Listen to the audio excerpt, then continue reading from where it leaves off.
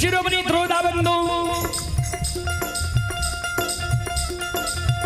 ज्योति बाबा धर्मराज बाबा का कई ठाकुर जी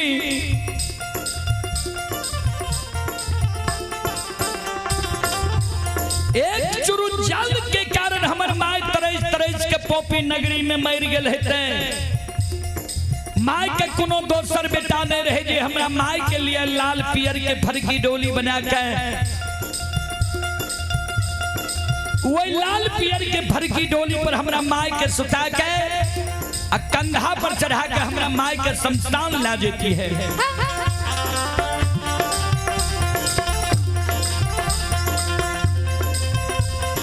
ओ छजाए तडो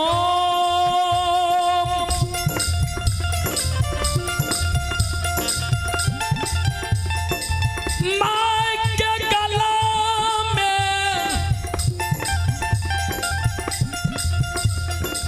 रस्सी लगा घिसिया के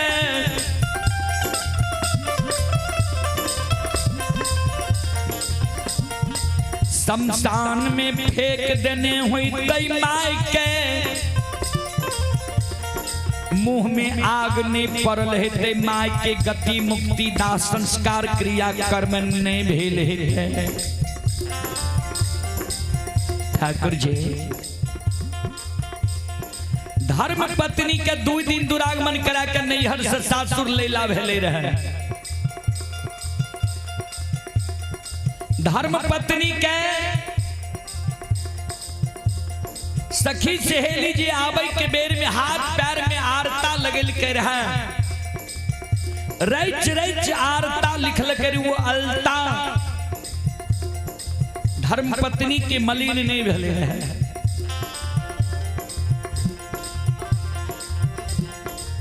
भाई बाप जे विदा के बेर में रंगल जोरा सारी दिल कह रहा। धर्म पत्नी के रंगल जोरा सारी मलिन नहीं भेले।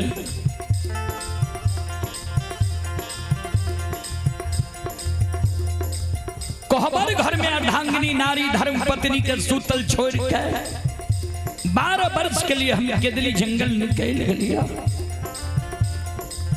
अब धर्म पत्नी हमरा पर धीरज बन कहता किया सुंदर पुरुष जरतिये तो धर्म पत्नी धीरज बन के रह सके। हमरा सुंदरता के तू हैर ले हो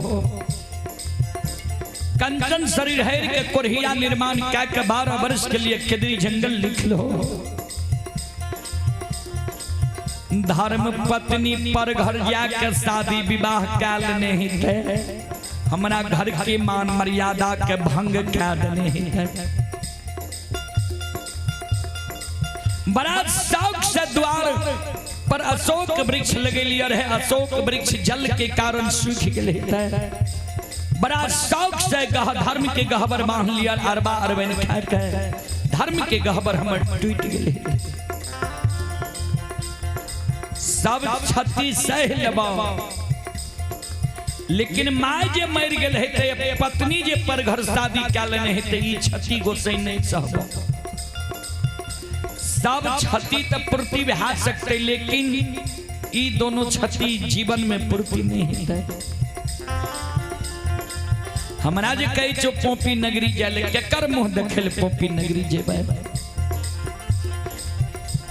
पोपी नगरी जेबै ने पोपी नगरी की सौर समाज हमरा देखता है कहते कोरहिया के देखा माय मर गए पत्नी पर घर शादी क्या लेके गहबर टूट गए अशोक वृक्ष सूख गए सब कुछ ढाई ढन बना गए फिर कोरहिया अले ये पोपी नगरी। ठाकुर जी ओ धर्मराज बाबा आओ ये हंसी ये दुईसा के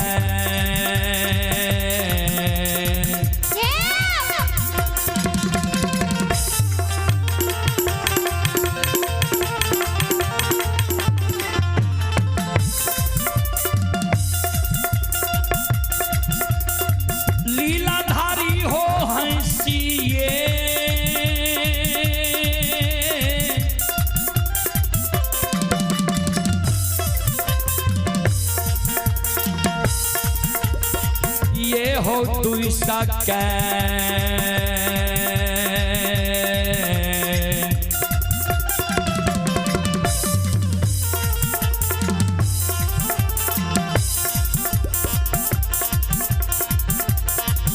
ये हो मारत हो धर्मराज बाबा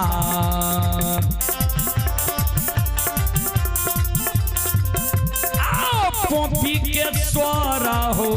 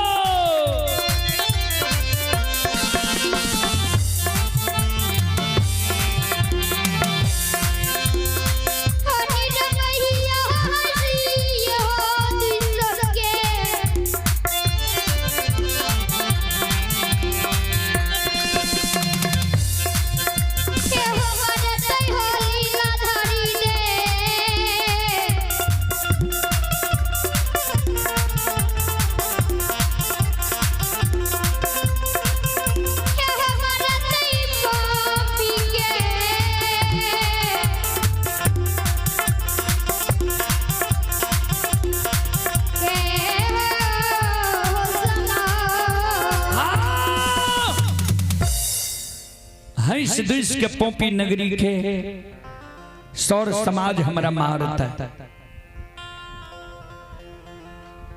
संत शिरोमणि त्रिविदा बंधु चले आप हैं अमित कुमार ग्राम रोहियार के निवासी हैं। अमित कुमार जी ग्राम रोहियार जिला खगड़िया के निवासी हैं। श्रद्धालु की ओर से श्रद्धा के साथ बड़े उदार दिल से शानदार 21 रुपए की पुरस्कार आए हैं। श्रद्धालु को बहुत बहुत धन्यवाद, लाख लाख शुक्रिया, बहुत बहुत साधुवाद। भगवान श्रद्धालु की मनोकामना को पूर्ण करे। जय हो दानी श्रद्धालु की जय हो, जय हो दानी श्रद्धालु के समस्त परिवार की जय हो। धर्मराज बाबा के ज्योति बाबा जे कहल के जे माय मर गए हेते, पत्नी पर घर शादी क्या लेने हेते, धर्म के गहवर टूट गए हेते,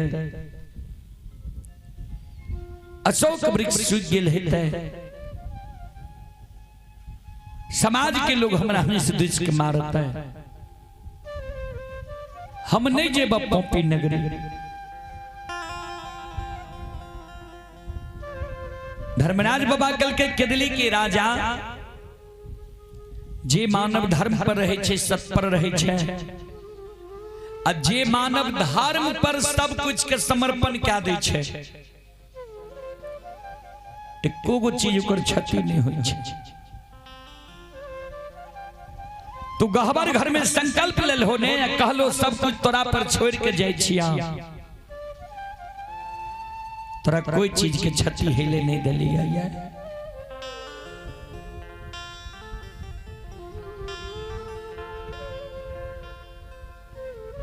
हे हो नहीं मरल ये तोहर मां, अन्ने पर घर शादी कैल को ये तोहर धर्म पत्नी,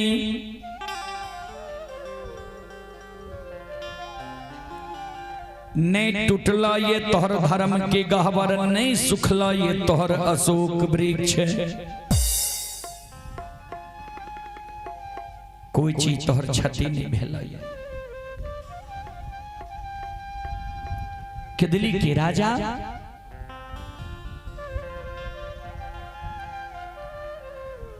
चल जन्मभूमि स्थान पोपी नगरी। ज्योति बाबा कल के सरकार यहाँ के बात पर हमारा विश्वास नहीं हुई है। कल के से किया कल के यहाँ के अनेक नाम या अनेक काम है, अनेक नाम से भक्त यहाँ की पुकार करिए, तो अनेक नाम से भक्त पुकार करिए तो वो ढंग के यहाँ काम भी करे हुए तब ने भक्त यहाँ की पुकार करिए वो अनेक नाम से। कल के की नाम छिए हमार की काम छिए हमार कल के तो सुन लिया ठाकुर जी की नाम छिया यहाँ के की काम छिया यहाँ के। ध्यान से सुनबे श्रोता सज्जन वृंद मां बहन बाबू भैया सब ज्योति बाबा धर्मराज बाबा का कहे है ये सुनो सुनो सुन भैया सुन भई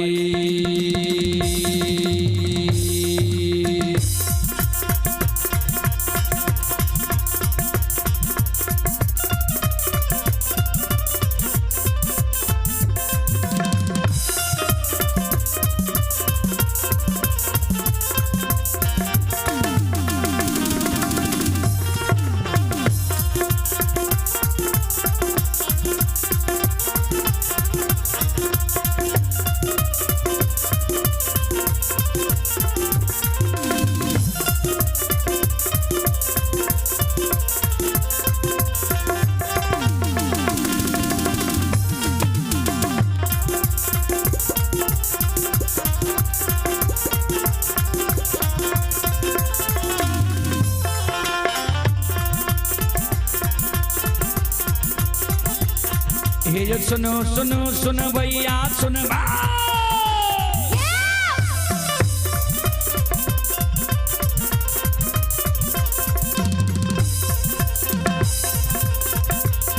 ये जो सुनो सुनो सुन भैया सुन भैया का भैया बज भैया सुन भै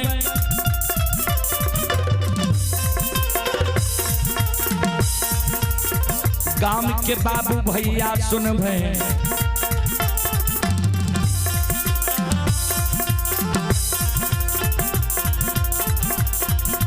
धर्म की बात ध्यान से सुनबे मालिक की लीला का सुनबे बरबर लीला गोसायर चल के माया लगल के रासर चल के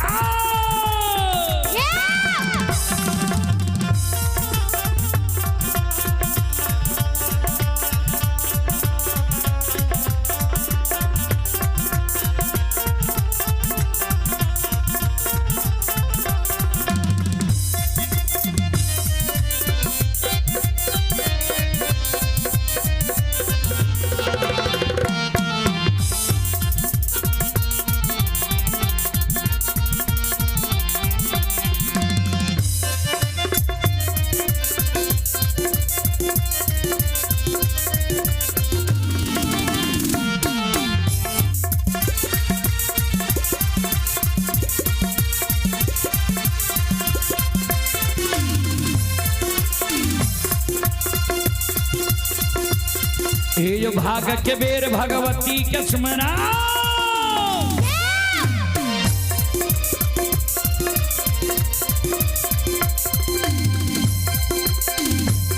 ये जो भाग के बेर भगवती के स्मरण सदा भवानी जगदम्बा के स्मरण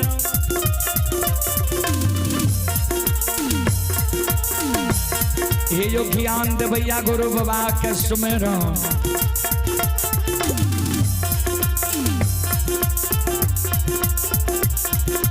विद्या के दाता सरस्वती के स्मरण गौरी के पुत्र गणेश के स्मरण उमापति महादेव के स्मरण हरे वीर पवन सुत के स्मरण दुर्गा काली महाकाली के स्मरण सभा के बीच धर्मराज के स्मरण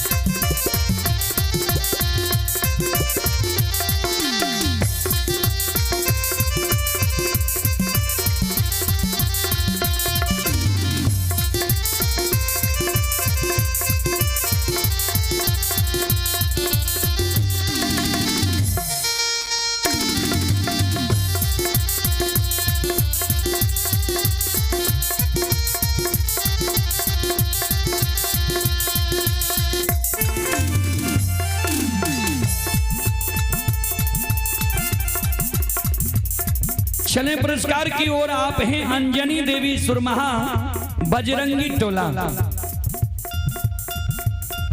अंजनी देवी की ओर से श्रद्धा के साथ बड़े उदार दिल से शानदार 21 रुपए के पुरस्कार आए हैं। श्रद्धालु को बहुत बहुत धन्यवाद, लाख लाख शुक्रिया, बहुत बहुत साधुवाद। भगवान श्रद्धालु के मनोकामना को पूर्ण करें। जय हो दानी श्रद्धालु की जय हो, उनकी समस्त परिवार की जय हो। और आप हैं अमित कुमार ग्राम रोहियार के निवासी हैं। अमित कुमार ग्राम रोहियार की ओर से श्रद्धा के साथ बड़े उदार दिल से शानदार 21 रुपए की पुरस्कार आए हैं। और आप हैं वीरेंद्र कुमार, ये वीरेंद्र कुमार सुरमहा किशनपुर बजरंगी टोला। वीरेंद्र कुमार की ओर से श्रद्धा के साथ बड़े उदार दिल से शानदार 251 रुपए की पुरस्कार आए।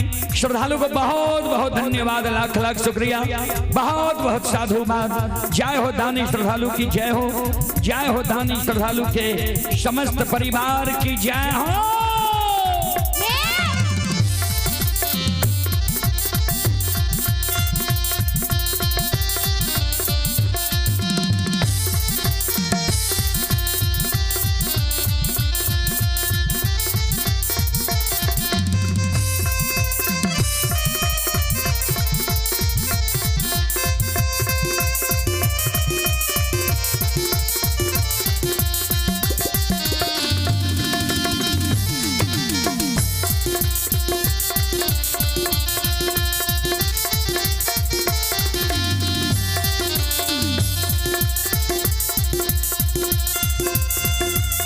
ए हो भला बाबा भंडार का भरिए दी हो।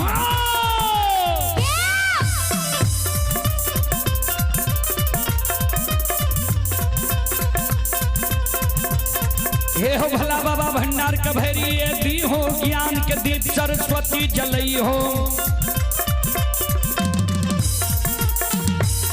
आये तन से नहीं भूलता, मन से नहीं छोड़ता।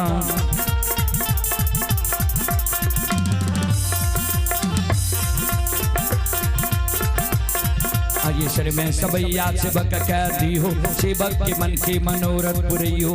बिगड़ल काम कभी मल बनई हो।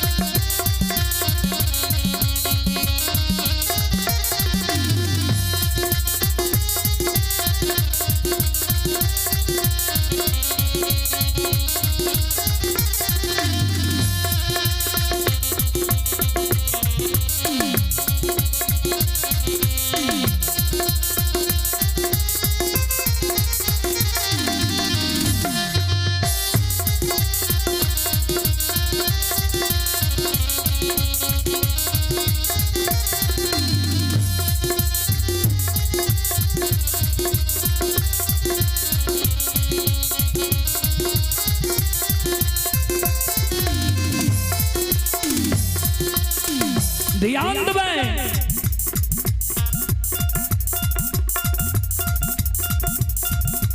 ज्योति बाबा के, धर्मराज बाबा के ठाकुर जी यहाँ के अनेक नाम या अनेक काम है। कल के बतावन की नाम छिए हमर, की काम छिए हमर, किया तोरा अविश्वास हमरा पर होई छा। ज्योति बाबा कल के सुन लिया ठाकुर जी।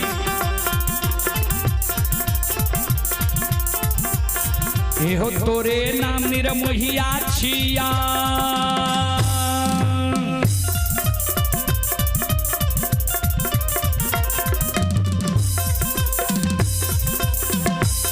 एहो तोरे नाम निरमोहिया छिया, तोरे नाम छलगरिया छिया। एहो तोरे नाम बाबू कैलाश छिया।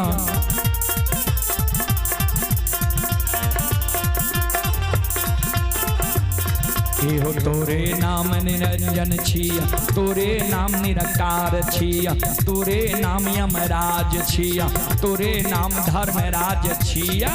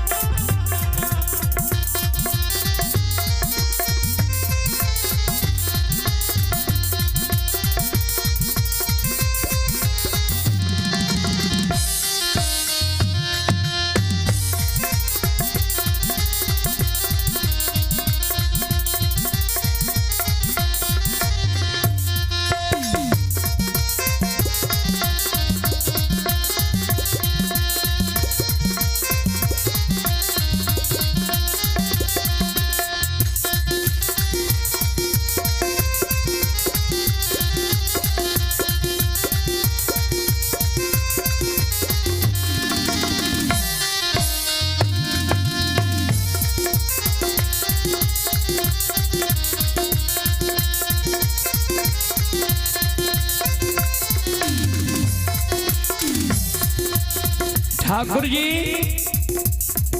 तोरे नाम निर्मोहिया छिया, तोरे नाम छलगरिया छिया,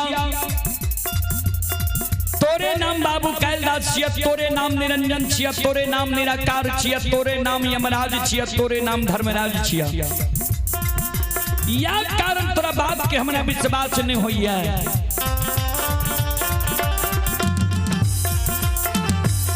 ए धर्मराज बाबा आओ तोरा ये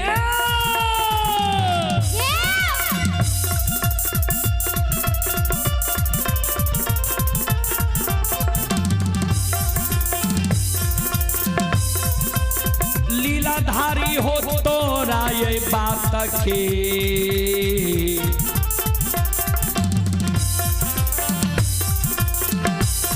ये हो नहीं हो ये धर्मराज बाबा, ये हो ये दिल में